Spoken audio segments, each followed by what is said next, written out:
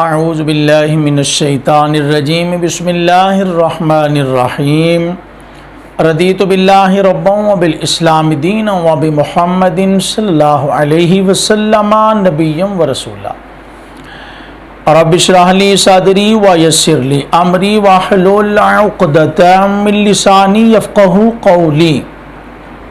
حضرت موسیٰ کلیم اللہ علیہ السلام نے ایک روز اللہ جل شانہ کی بارگاہ میں عرض کی کہ مولا، میں یہ دیکھنا چاہتا ہوں کہ جنت میں میرا ہمسایہ کون ہوگا۔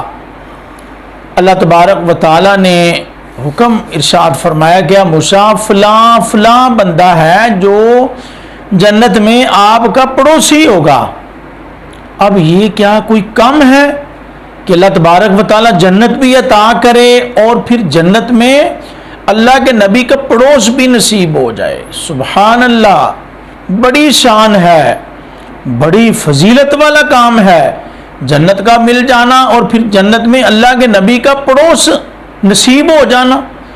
سبحان اللہ۔ اب جناب موسیٰ علیہ السلام نے جب سنا کہ فلاں بندہ میرا پڑوسی ہوگا، آپ نہ اس کے پاس پہنچے اور اسے جا کر فرمایا کہ کیا تم مجھے مہمان بنانا پسند کرو گے؟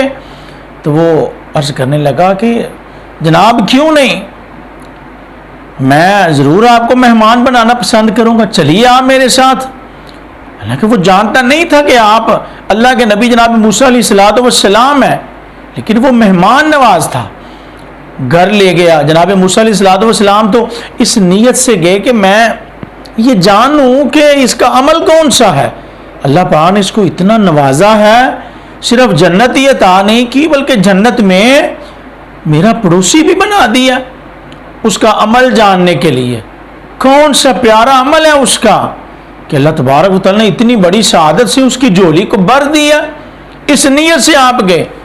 بہرحال آپ گھر پہنچے، اس نے کھانا بنایا، آپ کو بٹھایا، کھانا بنایا، آپ کی خدمت میں پیش کیا اور خود بھی ساتھ بیٹھ گیا۔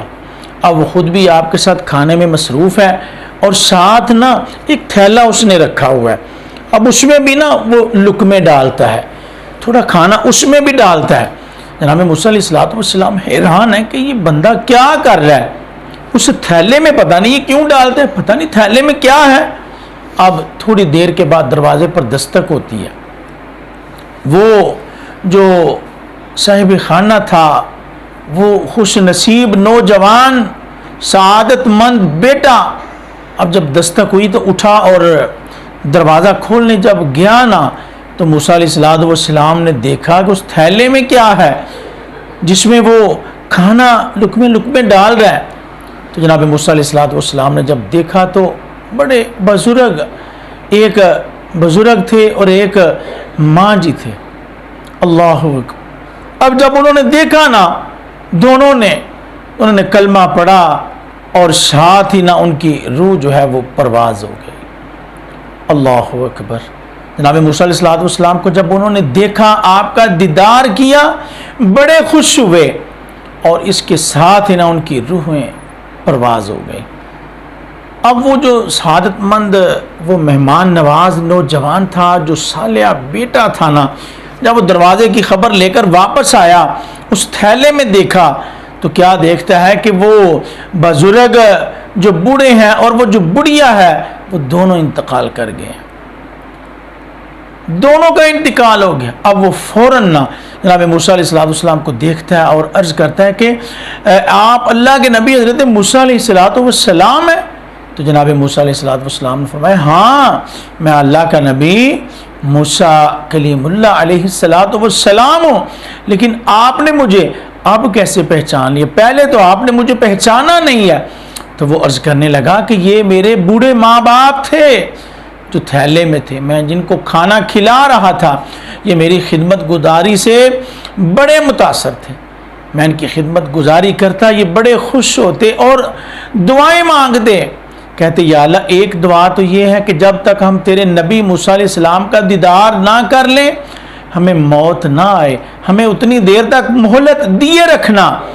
اور یا اللہ دوسری عرض یہ ہے تیری بارگاہ میں، ہمارا یہ بیٹا ہمارا بڑا فرما بردار ہے، ہماری بڑی خدمت کرتا ہے، ہم دعا کرتے ہیں ہمارے بیٹے کو صرف جنت ہی عطا نہ فرمانا بلکہ جنت میں موسیٰ علیہ السلام کا پڑوس بھی بنانا، 2 سعادتیں اسے دینا، جنت بھی مل جائے، جناب موسیٰ علیہ السلام کا اسے پڑوس بھی نصیب ہو جائے۔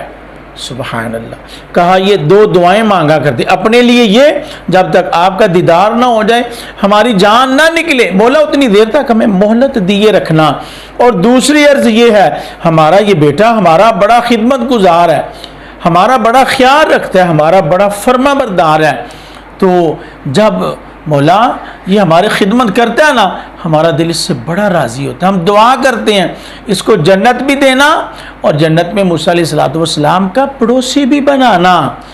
تو جناب موسیٰ علیہ السلام پھر مسکرا کر فرمانے لگے تیری خدمت تجھے مبارک ہو، اللہ تبارک و تعالیٰ نے تیری خدمت کو قبول فرما لیا، تیرے ماں باپ کی دعاؤں کو شرف قبولیت بخشا ہے، اور اللہ نے تیرے ماں باپ کی دعاؤں سے اللہ نے تجھے جنت میں میرا پڑوسی بنایا ہے۔ سبحان اللہ۔ حضرات دیکھا کہ بوڑھے ماں باپ کی خدمت کرنے والا کتنا انعام پا رہا ہے، کتنا فیض پا رہا ہے، کتنے فیوز و برکات سے مالا مال کیا جا رہا ہے۔ ماں باپ کی خدمت کرنے والا کسی صورت خسارے میں نہیں رہتا۔ کیا ہم نہیں چاہتے اللہ تعالیٰ ہمیں جنت عطا کرے، اللہ تعالیٰ ہمیں جنت میں اپنے نبی علیہ السلام کا پڑوسی بنائے؟ تو پھر ہمیں چاہیے کہ ماں باپ کی خدمت کریں۔ اب ماں باپ کی خدمت گزاری پر اللہ جنت بھی دے رہا ہے، جنت میں اپنے نبی کا پڑوس بھی عطا کر رہا ہے، تو کیا جو خدمت کرے گا اتنی بڑی نعمت اسے دی جا رہی ہے، اتنی بڑی خیر سے اسے نوازا جا رہا ہے، تو پھر کیا دنیا میں وہ محروم رہے گا؟ کیا مالی اسے برکتیں عطا نہیں کی جائیں گی؟ کیا اولاد کی نیک صالح اولاد کے نور سے اس کے دامن کو بھرا نہیں جائے گا؟ کیا پریشانیاں اس سے دور نہ کی جائیں گی؟ کیا اس کے معاملات کو اللہ تبارک و تعالیٰ ثانیوں میں تبدیل نہیں فرمائے گا؟ یقیناً ضرور فرمائے گا۔